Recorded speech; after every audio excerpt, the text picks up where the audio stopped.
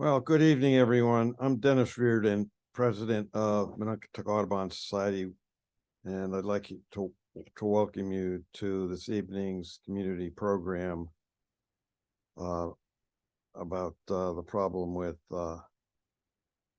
raptors and rat poison.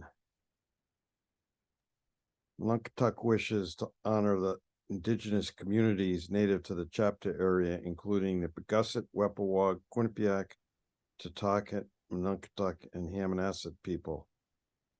As we advocate for the conservation of the land and its wildlife, we're indebted to the work of native and indigenous people who cherished the land for thousands of years before European colonization.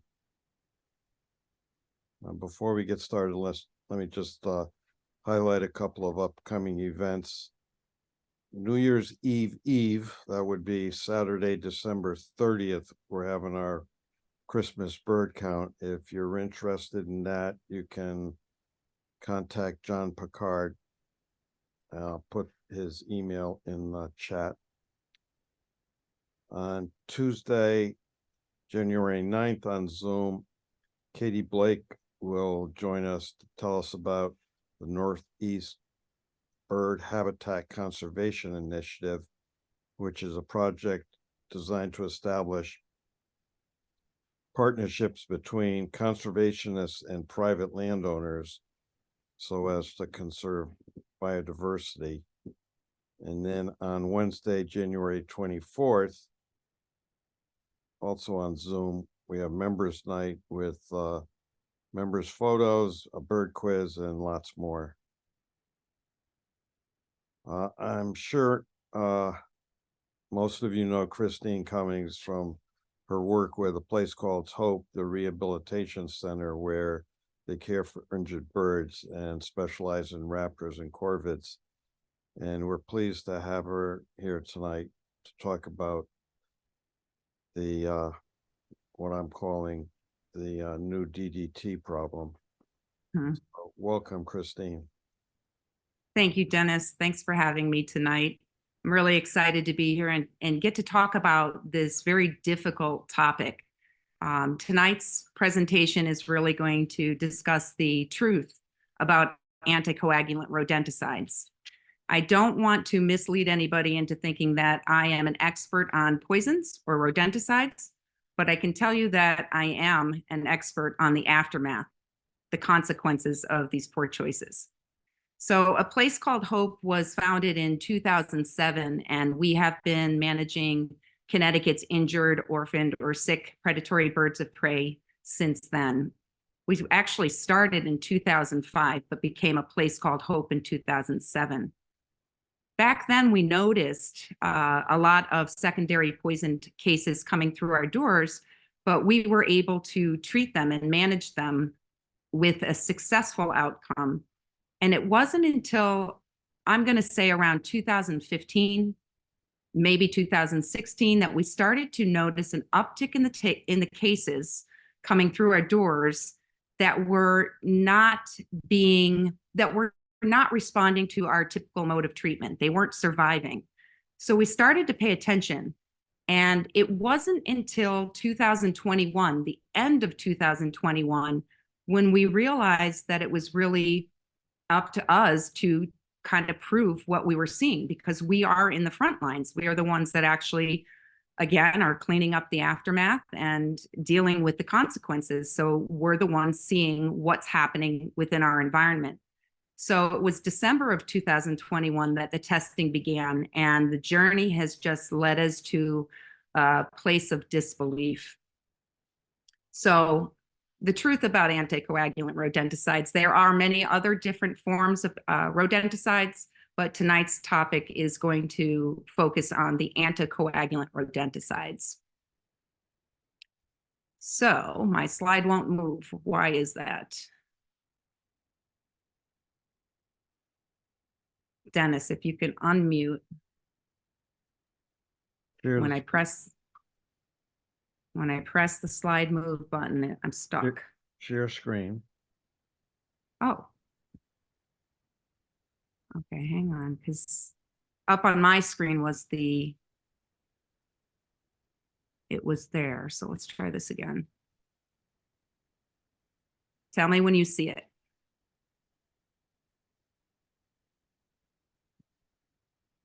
There we go. Okay.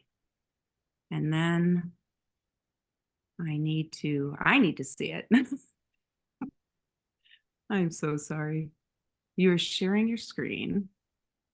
What are you seeing?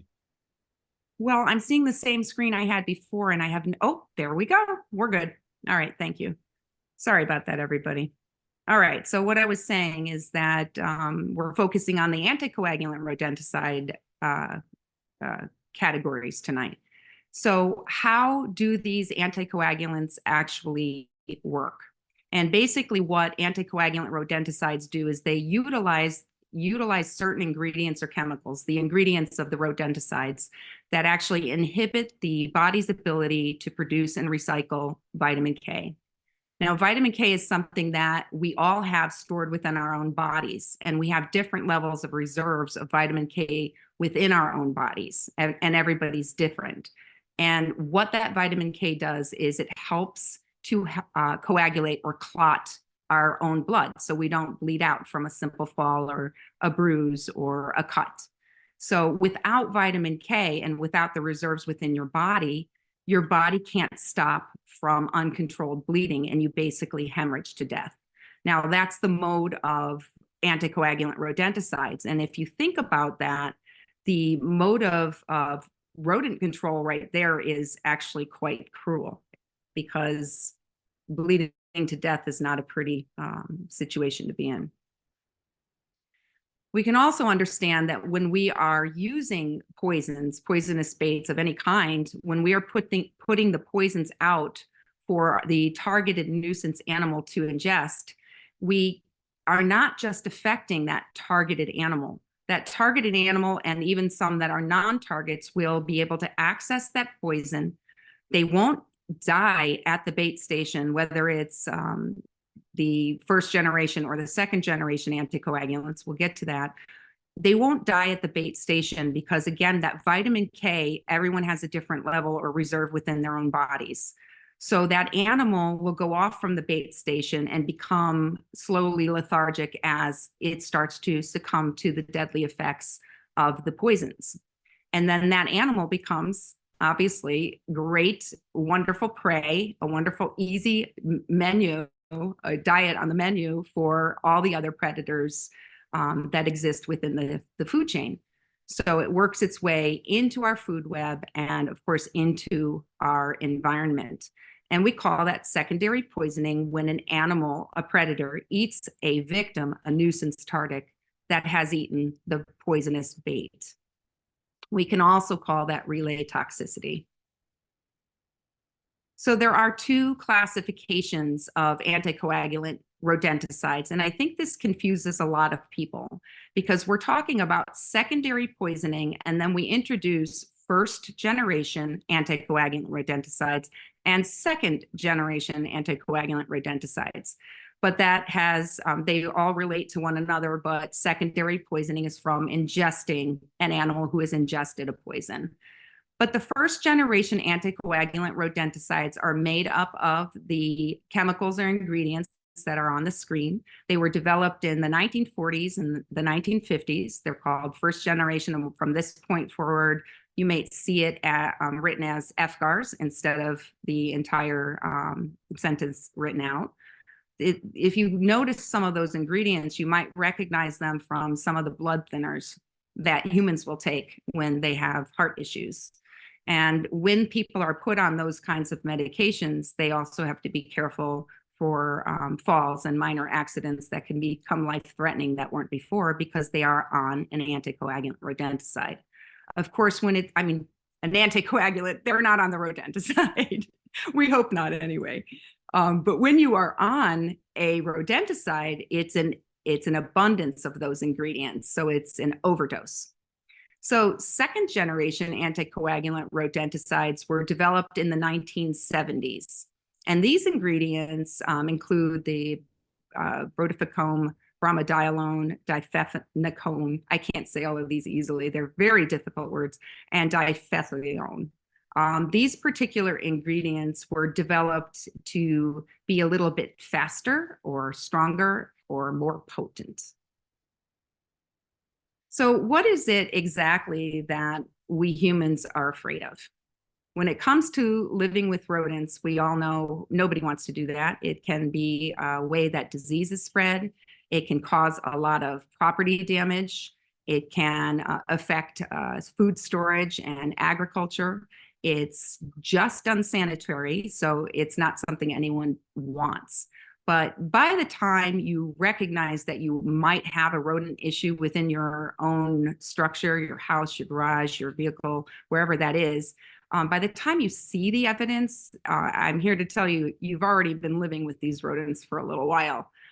So it's important to recognize what we're afraid of and why we are jumping so quickly to the use of poisons. So the reason why people usually jump to poisons right away is because nobody wants to live with rodents and they want them eradicated immediately.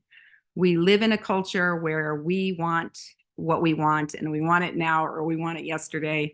Nobody really likes to wait anymore. And what's happening is by being that way, we are jumping to some solutions that may not have been very well thought out, like anticoagulant rodenticides. Because poisons are fast, they do work quickly at killing, they're efficient, they're very effective at what they do, and they're easy to put down because rodents are food motivated. That's what's attracting them to your structures in the first place is possibly some mismanaged food source. So it's easy to put poisons into food because rodents are going to take the bait more or less. The chemical corporations or the pest management professionals are, of course, working on a profit business model. So the business of selling these particular chemicals or rodenticide products and the business of taking care of a nuisance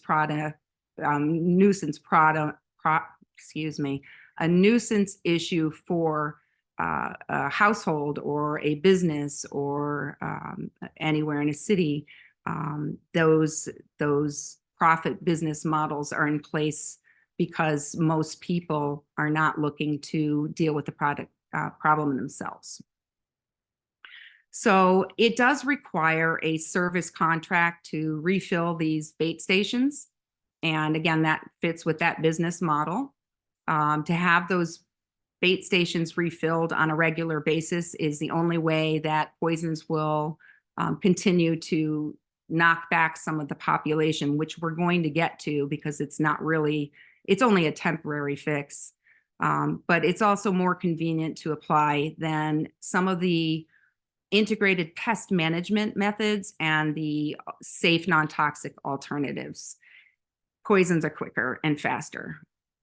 Consumers also can easily unsee those consequences. Again, most people that I talk to that come to me and tell me that they have mice somewhere, most of the people don't feel comfortable using, let's say, a snap trap or even a live trap or anything else because they don't want to deal or touch the rodent themselves.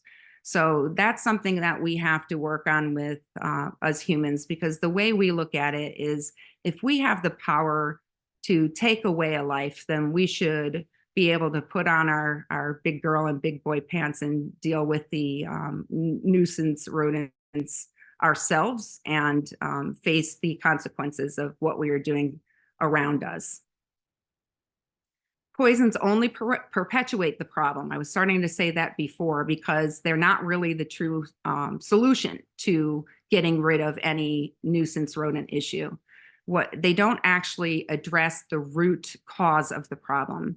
And because they're poisons and they do work by killing, the initial die-off can be very misleading because a rodenticide product being put down initially knocks back some of those mice or those rats, and you start to say, hey, there's not so many of them around. And you kind of feel like, okay, this is working, but it's only temporary because what happens is it actually triggers the rodent population that you're dealing with to reproduce more because there's now a hole in their population and they've recognized loss of family members. So they actually get busy making more babies. So it's a way to mismanage. We like to say it's a way to mismanage dealing with these populations. So again, rodents are very prolific. And when their populations are threatened, they are going to have their little mouse litters or their rat litters. And there are quite a few babies per litter. Their reproduction cycle can be very, very fast. And they can have litters at the rate of 25 days apart. So the more poisons that are put down and the more their population feels threatened, the result is going to be more babies coming around pretty quick. Now, I threw these two facts in here about rats and mice because I thought it was very helpful for myself. Here at our center, we've dealt with mice, we've dealt with rats, without using poisons, by the way, but we have dealt with them. And it's kind of important to know that most rats in the area aren't going to be traveling too far from their actual burrows where they're all going to congregate and live together and reproduce and bring food back to, et cetera. It's only about 300 to 500 feet. So it gives you a better idea of what the territorial range is that you're working with.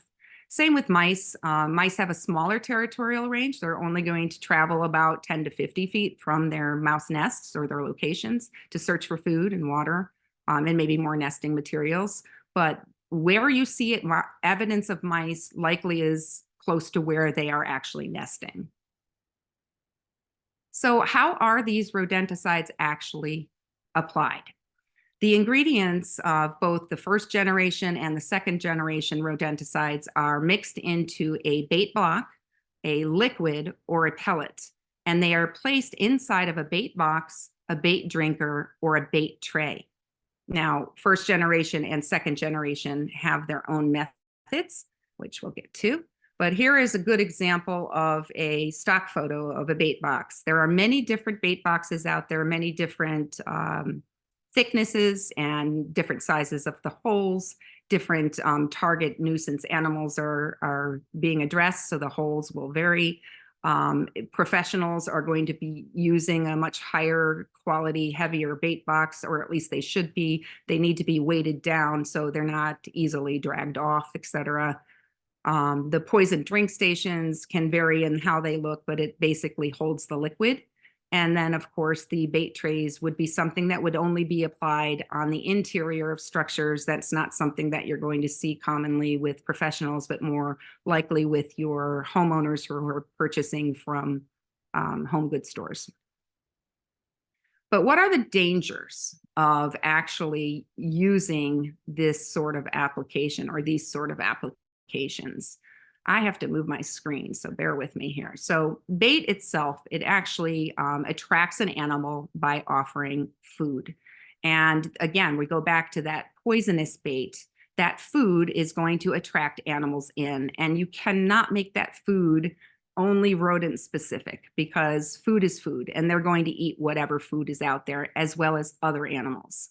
So bait is a poison that affects anything that ingests it, and that's a really big issue because it's not just going to be the targets. Bait boxes are placed inside and outside of structures. So again, it means that they are not exclusive to just the nuisance target. I mean, you can put your bait box on the interior of, let's say you've got some mice in your basement.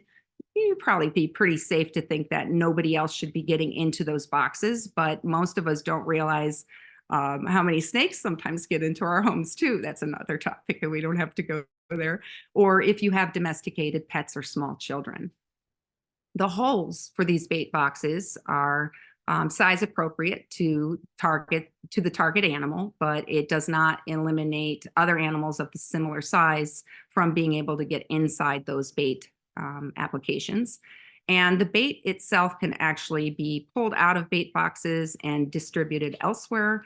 And again, back to the bait boxes, if they're not secured down and they're not too heavy, they can be dragged off, exposing more victims within the environment. Raccoons are really big offenders to that. They will come across a bait box, smell that food inside, stick their hands in there, pull some of the bait out, as well as try to carry the bait box away. And again, the baited victim does not die at the station. It will not be dead when it goes in and eats that bait. It's going to eat that bait, and it's going to go off and live its little life. And it's going to take anywhere from 2 to 10 days for that vitamin K reserve that we talked about before to diminish and deplete within that body. And anyone's guess, 2 to 10 days, because that body for that individual is its own personal levels of vitamin K storage.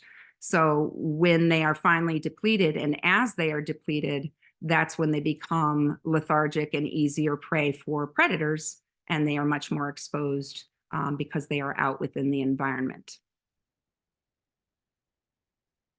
Okay, now I'm stuck again. It's not letting me go to the next screen.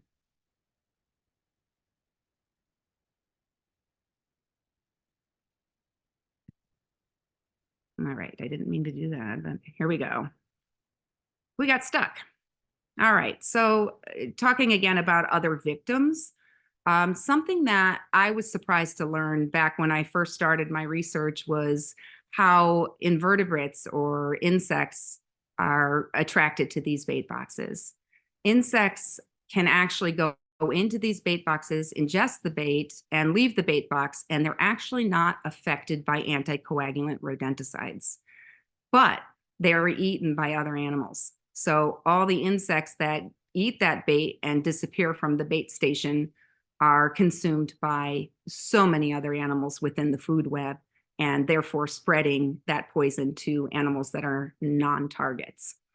And rodents, let's remember that rodents, we always, when we hear the word rodent, we automatically think mice, we automatically think rats, but rodents also include other animals like moles and voles and shrews and chipmunks and squirrels, woodchucks. So it's, again, not specific to just rodents.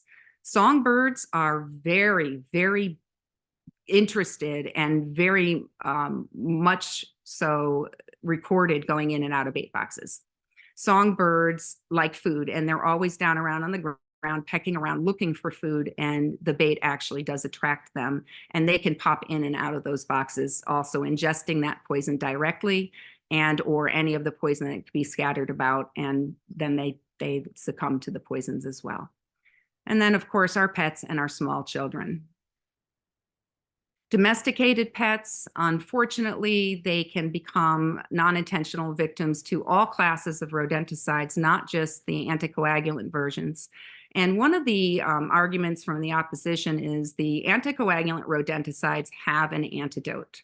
The antidote is vitamin K1 injections. So if your dog or your cat, or God forbid, your small child got into a rodenticide, anticoagulant rodenticide poison, if you were to recognize the issue and the problem right away, you have a chance of bringing that child or that animal to a hospital for treatment. And you do have a chance at saving their lives and reversing the effects of anticoagulant rodenticides. But the problem is wildlife is not that fortunate. And we will get to that because wildlife, they don't live with us like that. They're out in the wild. But it's not just, again, the anticoagulant rodenticides, it's the neurotoxins or the vitamin D overdose. So let's really focus for a minute on what first generation anticoagulant rodenticides are. They're not as fast as second generation, but they are just as deadly. So don't be fooled that first generation is not effective, because it is effective at killing. The ingredients found in the first generation can be found on the store shelves for the public to use. It works by having a cumulative effect. So it requires more feedings by the targeted animal for it to take effect. So it's not just a once they go and they bought the box and eat that first generation anticoagulant and they die from it. They have to continuously eat from it, and sometimes as much as their own body weight. Same is true when we talk about or think about the cumulative effect that has to happen within our predators, because now the predator isn't going to eat just one mouse that's been affected by first generation and necessarily get sick from it. It's going to be a couple mice, but most predators are not eating just one affected victim. They're going to be eating multiple. So eventually, it does have that cumulative effect where it will take that animal down. It's not any less dangerous while it accumulates, and it wreaks havoc on the health of whatever the animal is who's ingested it. Behind the words on this particular slide, there is a fox that's mangy fox. And sublethal poisoning is something that happens while it is building accumulation in the body. Sublethal poisonings can cause all kinds of illnesses, including mange, and all kinds of immune system poor responses. It can also affect the clarity of the animal that is at the sublethal poisoning dose level. When an animal is not behaving with 100% of its wits, it's going to end up increasing its opportunity for injuries or situations. It's going to put itself in situations that's going to cause death or injuries, even if the poison hasn't actually killed the animal yet. The car strike or the window collision or what have you is going to cause the death to the animal, but they had that first generation accumulation within their body to make them less aware. Again, that antidote is vitamin K1 injections.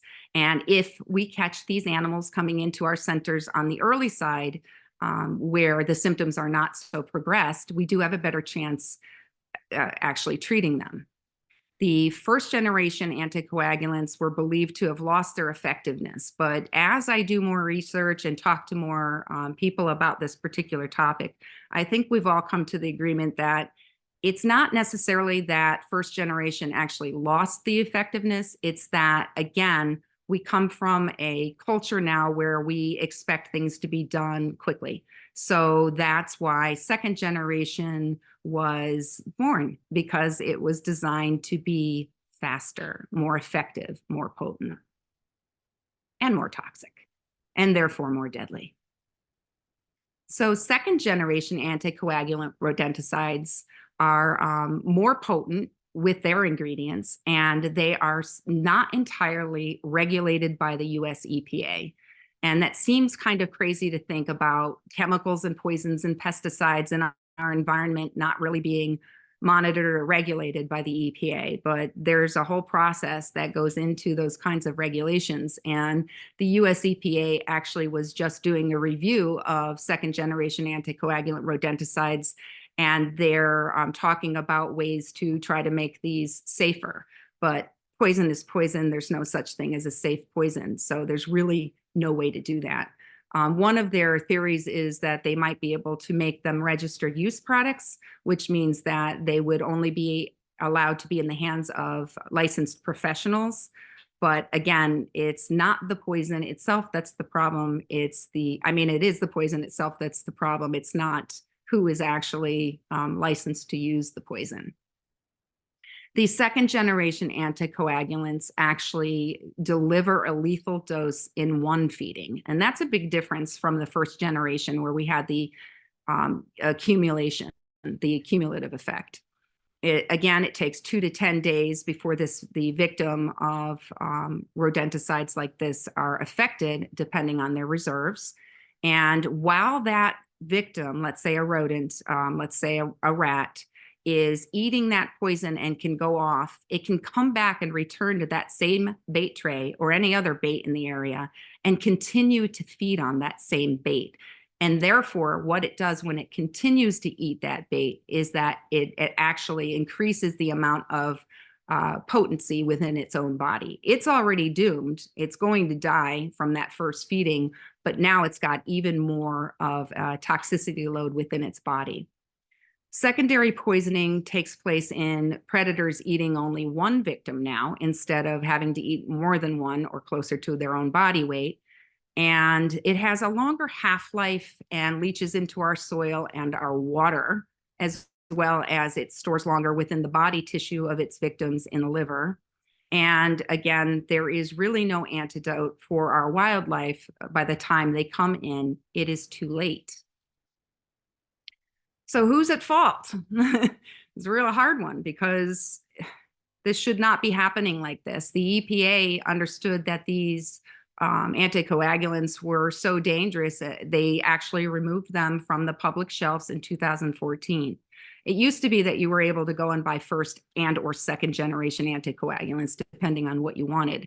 But nowadays, it really isn't like that. You can only get the first generation, but we'll get to that in a second. They can actually still be purchased by people that are not professionals. The EPA suggested that professionals only use second generation anticoagulants sparingly since they are considered to be too toxic. So in theory, they're only supposed to be used in extreme cases. The EPA decided in order to make them regulated, they could do this by only allowing them to be sold in a minimum of 8 pounds. So sold in bulk. And what that was meant to do is discourage the public from purchasing these large quantities of rodenticide. Most homeowners in particular aren't going to want 8 pounds of rodenticide when they, have noticed a few mice droppings in their basement. But because, again, they are developed to be affordable, anyone can buy that amount and do what they please with it after they are done. The demand for fast and affordable solutions are really what's putting a lot of these poisons as the #1 tool in the toolboxes of pest management professionals. Now, it's really because, again, the consumer is demanding an immediate result. And most of the consumers are unwilling to live with the rodents, even though, like I said, if you've started to notice some damage from rodents, you've been living with them already for a little while. So it would make sense to address the root cause at this point when you notice them, instead of perpetuating the poison profit model. But this is limiting the pest management professionals to using the poisons a lot more so than they should. And it's also really good for, again, that profitable business model, because it's a repeat service. It's a service contracted business. It lines the pockets of the chemical corporations and the pest management professionals who make money coming to visit you once a month to fill those bait trays. When I've asked pest management professionals that I've talked to, and I've talked to quite a few at this point, they're not out there trying to kill our wildlife. That's not their goal, but they are running a business and they are trying to alleviate rodent infestations and problems. And the biggest claim that I hear from them is that customers can't afford their services to perform sanitation exclusion work and to add in the safe alternatives. And mostly they're not willing to wait. Again, they want this taken care of yesterday instead of having to, get to the root cause again and treating it with a long-term goal of success rather than these affordable, quick solutions that are temporary. But again, it's unsafe no matter who uses it. Like we always say, poison is poison. There's no such thing as a safe poison. This slide was really meant to give you an idea of the neurotoxins and the vitamin D overdose, the calciferol, basically the neurotoxins and the calcification process from the vitamin D overdose. These do not have vitamin K1 as their treatment. These are supportive care, and most of the time after the damage is done and there's no reversing it. So again, back to the fact that vitamin K is only used for anticoagulant rodenticide victims, and it's helpful when you can get the victim right away in the beginning, but not our wildlife. So predators by nature, all predators will prefer debilitated prey, and they're designed to hunt the weak, the elderly, and the sick. It's just how nature works. So when predatory birds of prey are seeing these debilitated rodents out there, those are the first ones they're going to go for, because they are designed to conserve their energy. And in order to conserve energy, they're going to not fly around looking for their food. They're going to perch and they're going to pounce. And they're going to try to conserve that energy until food presents itself. And they are nowadays becoming conditioned to the areas that we are seeing rodenticide bait boxes placed. The red-tailed hawk in particular is notably hanging around and above bait box stations waiting for the nuisance animals to come in and out, and whatever other animal that might be feeding from that station. So they've become accustomed to hunting the bait box areas. That's a real concern if you really stop to think about that, because those bait boxes are lining the perimeter of our lives. They're pretty much everywhere. If you look around anytime you go shopping on the side of drive-through restaurants and shopping malls and grocery stores and even our medical buildings, they're just everywhere. So predators, again, are designed to mask their symptoms so they don't become preyed upon themselves. So this is the real issue, because if a predatory animal ingested a poison and knew it felt sick and knew it could get help from a wildlife rehabilitator, they would come knocking on our doors. But that's just not in the design. They are going to mask their symptoms and try to behave as if nothing is wrong until the damage is so severe that they become grounded or keel over and drop from the trees, making it impossible for us to treat. So again, as wildlife rehabilitators, we're the ones that are cradling the aftermath. And at a place called Hope, my cat's joining us, hang on. At a place called Hope, to date, we have submitted 70 specimens, and that's a lot of animals.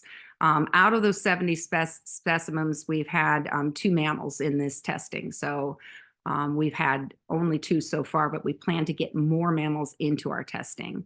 But to date, out of the 70 completed tests so far, 59 of them have resulted positive for one or more of the ingredients of second-generation anticoagulant rodenticides. Now, let me say that again. 59 of the 70 have resulted positive for one or more of the ingredients involved with second-generation anticoagulant rodenticides. It's a sobering number, and that number will change as we add more to it, but we're seeing this as alarming. And like Dennis had mentioned in the beginning, this is like the new DDT. Out of the 70, 3 of them have resulted positive for both first generation and second generation. Now that leads me to wanting to let you know again, with the first generation anticoagulants, we used to see more of a response to our treatment. So we could never prove what the survivor had actually ingested.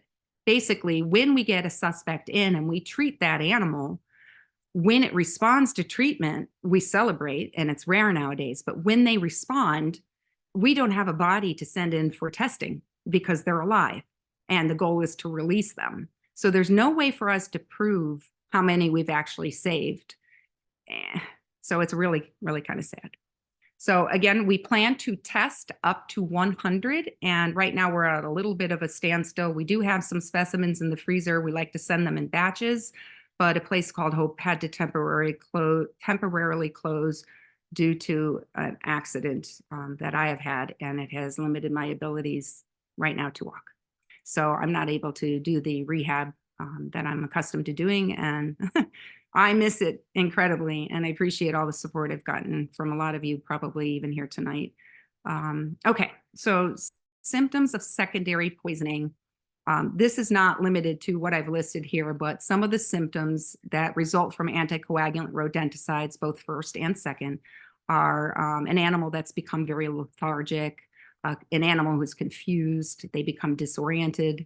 There might be some stumbling around or some circling. We get a lot of people who will call and say there's a hawk down on the ground and it's spinning around, and I think it's got an injured leg or an injured wing.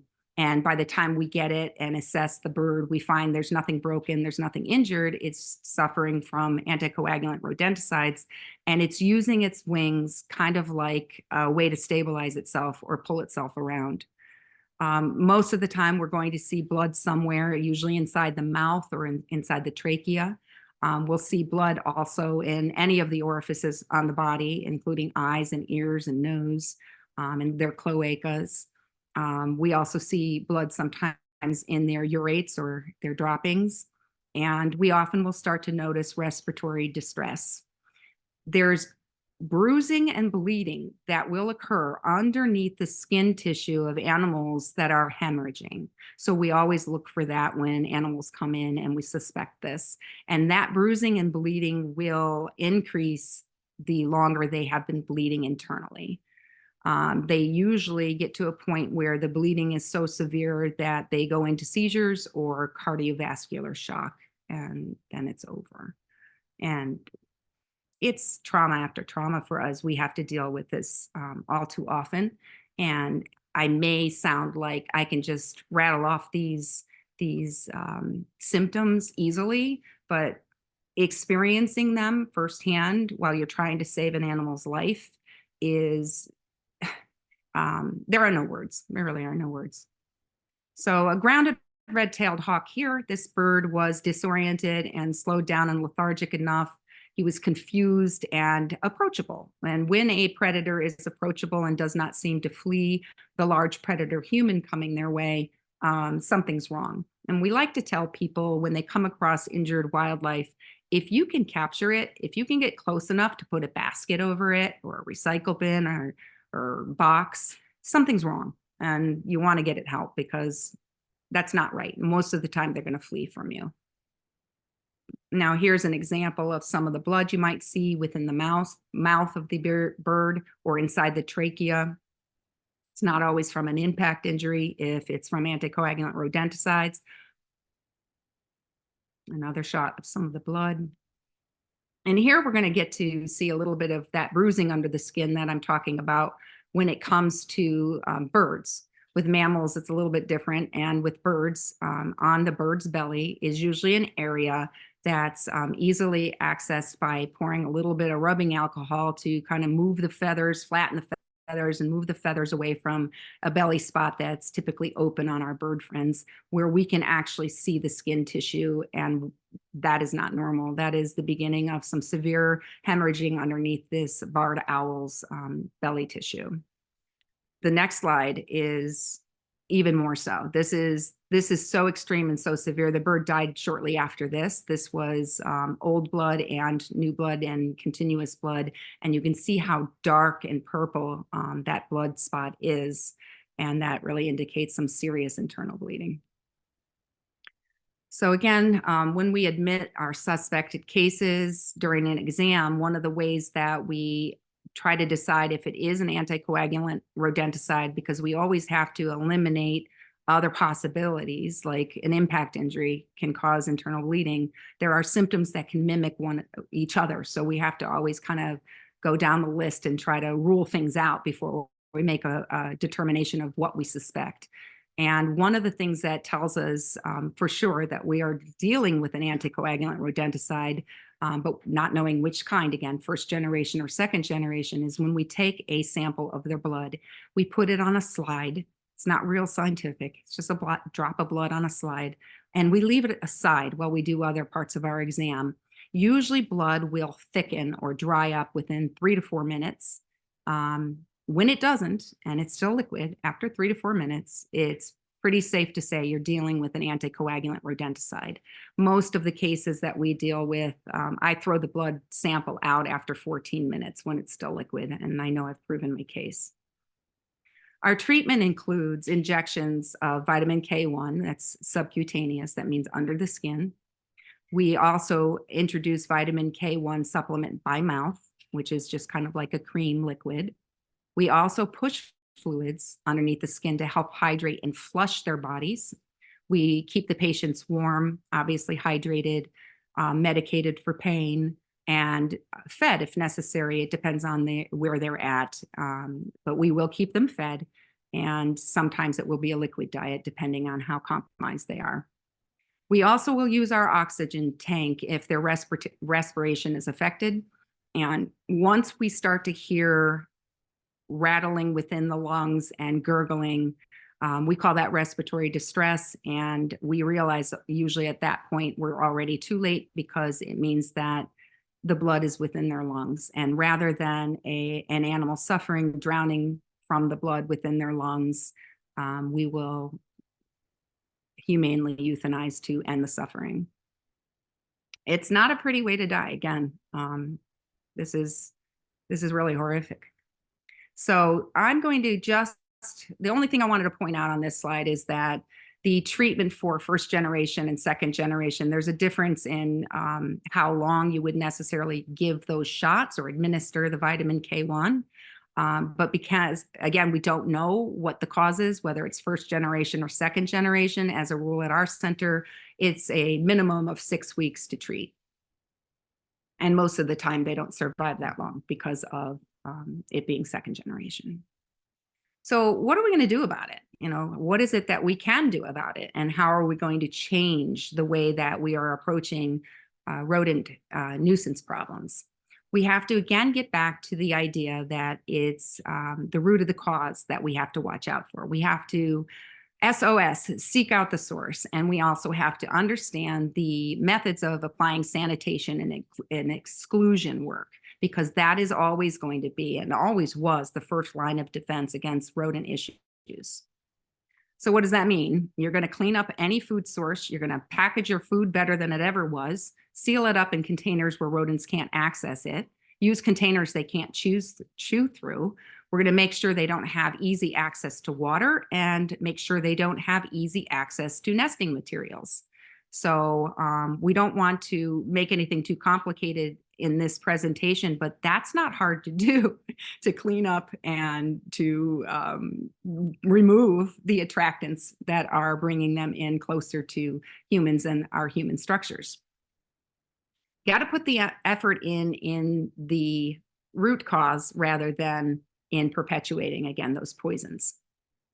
Exclusion work, some people claim they just have no carpentry skills, but there are things we can all do and have help to do that don't require the use of too many tools. And if you do know somebody that's a handy person, you can involve them in helping you to exclude access to your own homes. And you can also nowadays find companies that really do participate with this integrated pest management model and use sanitation exclusion and no poisons. You can actually find people out there that will do this for you. This is a quick summary here of integrated pest management with sanitation exclusion work with the safe, non-toxic alternatives. So there are many different things out there that can be used in replacement to poisons, like live traps and snap traps, zap traps, CO2 traps, sensory repellents like the oils, like the mint-based oils that really gum up their whiskers and burn their eyes and their noses, and their feet actually have sensory pads on the bottom. So if you use those stinky oils that smell good to us, they really do offend rodents. And you spray them along the foundation walls and the areas that rodents have been seen and the pathways they travel. Noise repellents also work. So they don't like areas that are too active and too noisy and too light for that matter.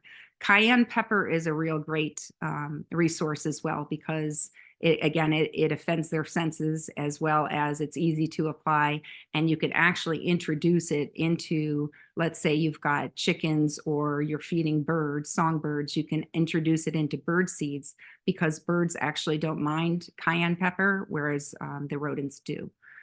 Dry ice is another hot topic for management of rat burrows, and it's hard to find nowadays. It used to be you can buy dry ice at a grocery store or in your hardware store, but since there has become a demand for it, it has simply disappeared and become harder to find.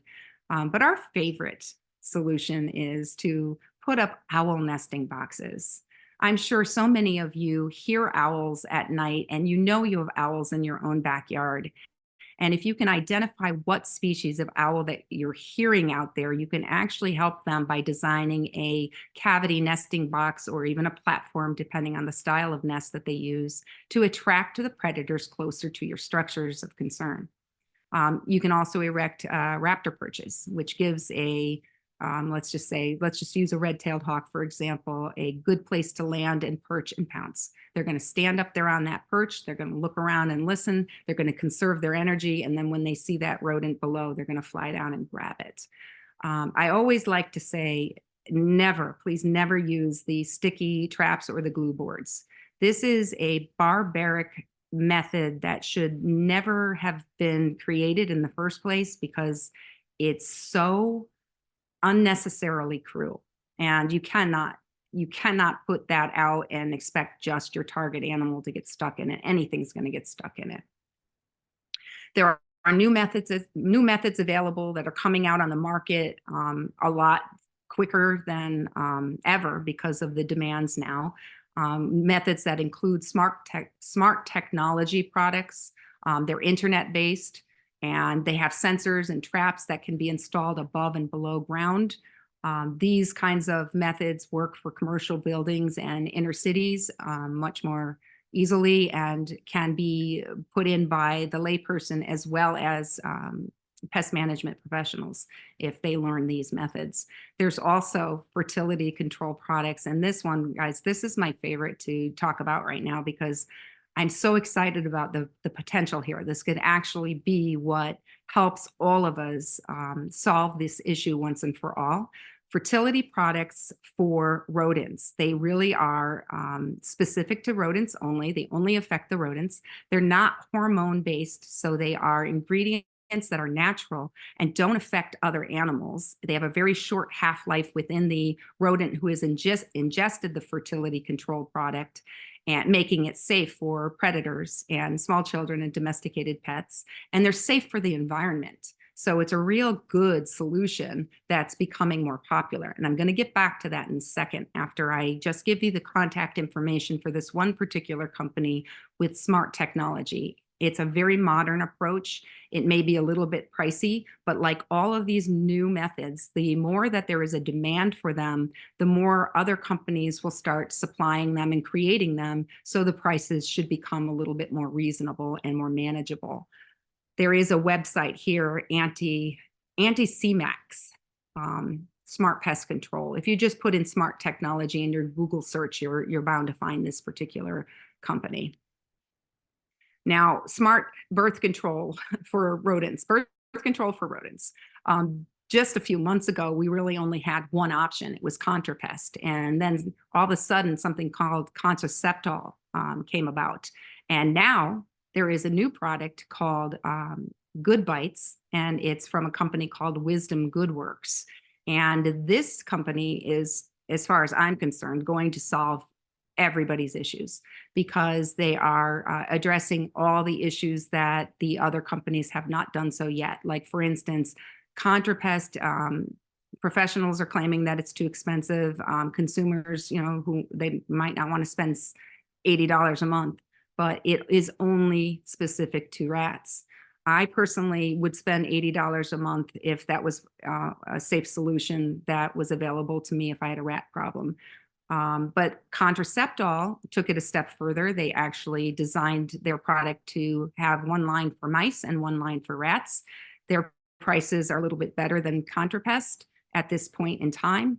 But those Good Bites, they're $2.30 a month. And nobody can complain about that pricing. And it's even more exciting than that. If you have a way to write down this website now to learn more about this product and watch one of their pilot studies, you can actually see how this is working, and you can understand how they are turning this also into an application for your phone. So it's got an internet-based approach as well, where you kind of log what you're using and how much you're using, and it will tell you when to remove the product and put down less, because the way these birth controls work is that they actually limit the fertility of the rodents. It doesn't make them sterile. It actually just makes them less able to reproduce as many offspring. So that's how it's so wonderful, because it's not getting rid of the rodents, but it's knocking back those populations to a smaller, more manageable population that you can throw those safer, non-toxic alternatives at, like the snap traps, the zap traps, the live traps. So it takes a bigger problem and makes it smaller and something that we can all deal with, whether we hire somebody or not. I really, really, really recommend that one. These particular products, again, are new, and the Good Bites, they're waiting for some kind of data licensing. So that product is due out for the public in 7 months' time. So it's not readily available yet, but you can support this company, learn more about it, and get ready to order it now. And oh, here's the kicker. Since it is a birth control product, it must be reapplied, meaning you can't just put it down once and you've made them less fertile. It's something they have to continuously feed upon. And because of that, it's something that has to be continuously supplied. So just like a poison, this would be a great way to replace poisons with pest management professionals for their profit model for business. So it really lends itself well to a poison-free future. Ways that all of you can help currently is the legislative session is going to begin soon. It doesn't matter if it's in action right now or not. You can still write your legislators. We have a pinned post at the top of our Facebook page with a sample letter that you can pull from. You don't have to copy paste it. You can if you want, but you don't have to. You can take what you like and you can alter it how you see fit. But make sure you're writing your legislators, even if you've already written them, write them again. Keep sending them letters telling them that you want them to support a bill that would ban the use and the sale of second-generation anticoagulant rodenticides statewide. We don't want anything less. We want these eliminated from the equation. Our website is on the bottom here, as well as Raptors Are the Solution, which has a ton of information if you're interested in exploring any of these topics further. You'll find all your answers at raptorsarethesolution.org. And then, of course, this is not something that I expect any of you to read right now. It's on our Facebook page. It's on our website. It's got a QR code on it, so you can actually scan it and go right to our website to read a little bit more in depth on alternative solutions and some of the ideas behind sanitation exclusion work, as well as, again, some of those safe, non-toxic alternatives that we should all be putting our efforts into applying instead of relying on poisons and forcing the pest management industry to use those poisons as their #1 tool. It's no longer necessary. So I really appreciate your time tonight in listening. I hope that I wasn't confusing, and I am available. I don't know how much time we have, Dennis, but I am available for questions or to try to answer some questions or whatever you would like to do with the remaining time. Yeah, let's take a few minutes to take some questions. And if you have a question, go to reactions, raise your hand, and then you can unmute yourself and ask the question. And I think all of the links that Christine talked about in the chat. So if you want to save the chat, you can get the links there. They'll also be out in the email tomorrow with the link to the recording of this program and so questions. I don't know how to make my screen where I can see everybody. Stop sharing. Okay, I can do that.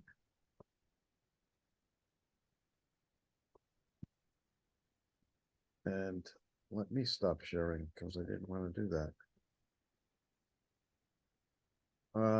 Let's see. Diane Richard.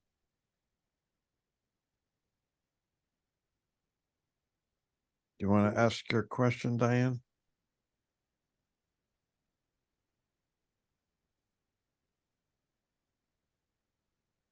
I think this is related to the fertility drugs. Okay.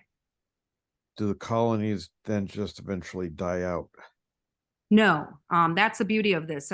We don't want to eradicate rodents altogether because rodents are clearly part of the natural balance to our ecosystem. They're food for many other animals. So we just don't want rodents living close to our human structures. We want to discourage them from being close to us, and we want to lessen the populations within communities of us humans for all the reasons we addressed in the beginning. And we certainly don't want any health issues.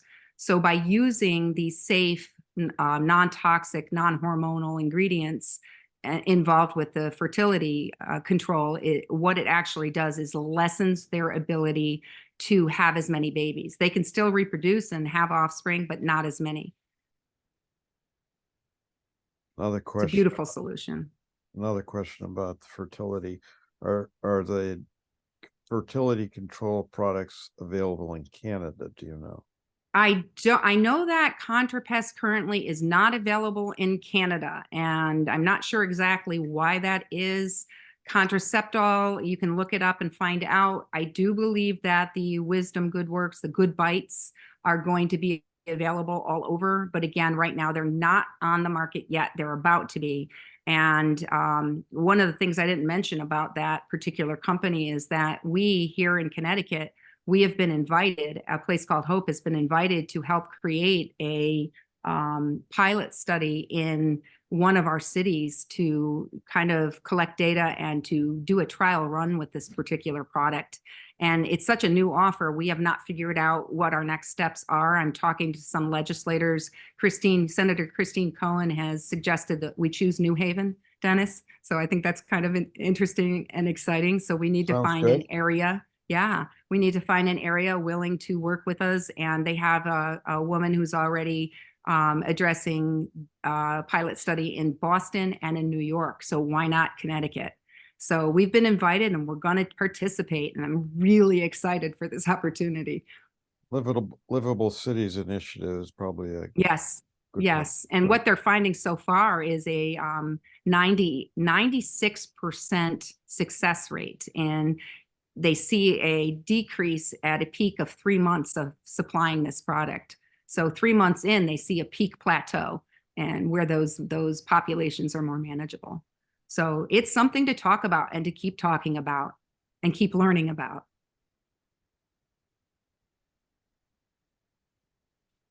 Any other questions?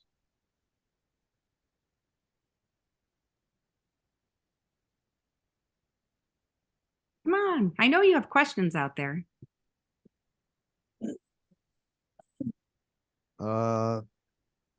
Let's see. Lisa, you want to unmute yourself and make your comment and ask the question? Sure. Yeah, over the past several months, I've found 2 of the bait traps on our property, and they've clearly been dragged there by another animal, and the trap area has been gnawed through. The name brand on it is Protecta. I don't know what I looked it up. It says that it's, there's no bioaccumulation and the ingredients are proprietary. But what I want to do, I have the last one I found, I'm going to take it up to my neighbors, but I want to be able to hand them something and say, please don't do this. Here's the reason why. So I'm looking, I've tried to download it. I'm looking for a brochure kind of item. Gotcha. That I can... Yep, I got your back here, Lisa. All you have to do is go to our website and you're going to find the flyers that we've created. And you can also visit www.raptorsarethesolution.org. They have all the materials you could ever want and then some. They even have these toolkits so you can approach, let's say, places of business that you frequent and you're not happy about seeing the bait boxes. They have everything laid out and done for you in a simple fashion so you can actually present the facts and help to persuade people to choose different methods. Great. I'm sorry that you see these bait traps, but that's part of the problem. Are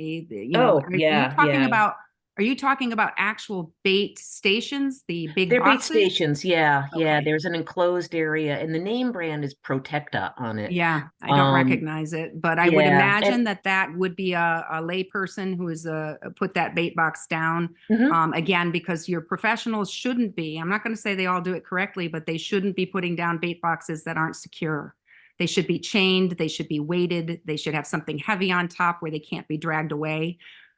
So without knowing what that particular brand is, Protecta, I don't know if that's within your first generation, your second generation, or even another form of rodenticide. Right, right. And as I looked it up and it said this is proprietary. So I couldn't Yeah. even tell what was there. But as you said, poison is poison.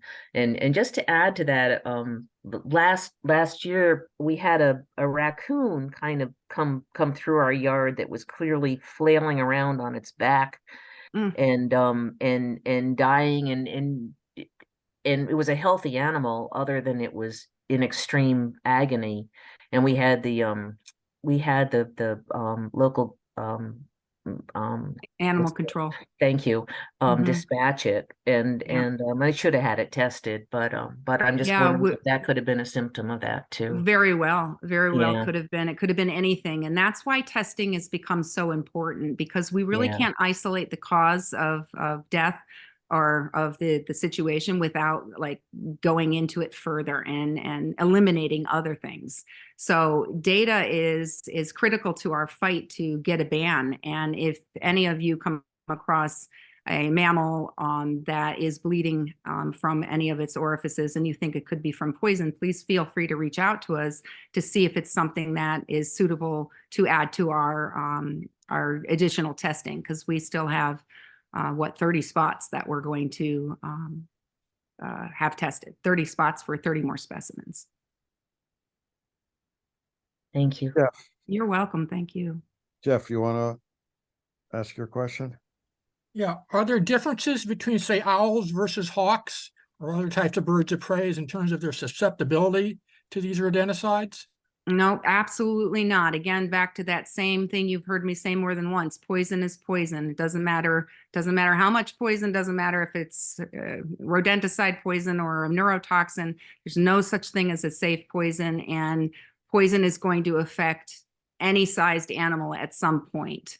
So hawks and owls are both preying upon debilitated animals, so they're going to certainly go after victims to poisonings, and they're going to ingest it and eventually succumb to it the same way.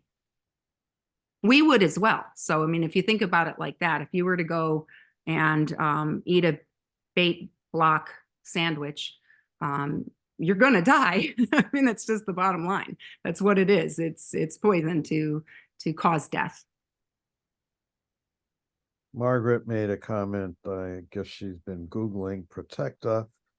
She says the website says it's Oh, it's second gen. I see it. She Yeah. said it's second generation. So yeah, if it is a one single feeding dose that is lethal, then yeah, that's exactly what it is, second generation. That's interesting. Again, without knowing it, I can't say for sure, but if it is a second generation anticoagulant, it is being put down incorrectly.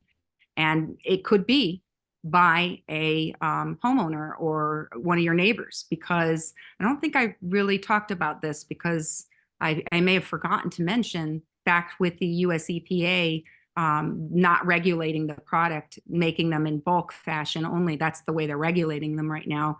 What that means is it was supposed to discourage us from buying the big quantities, but you can still go online and purchase second generation anticoagulants without the knowledge and the proper training to handle the product and to apply the product and to dispose of the very same product when you are finished.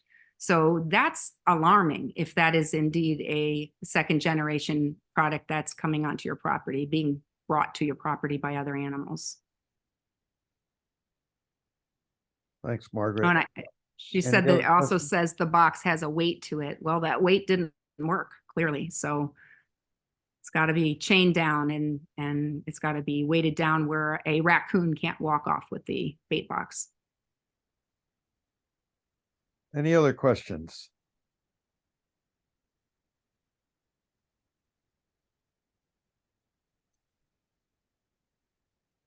All right. So thank you, everybody, for joining us this evening. And thanks, Christine, for the presentation. And Please feel free to email if you have questions down the road and you weren't comfortable asking them here. I think my email was provided. I'd be happy to answer questions privately. pay attention in late winter and spring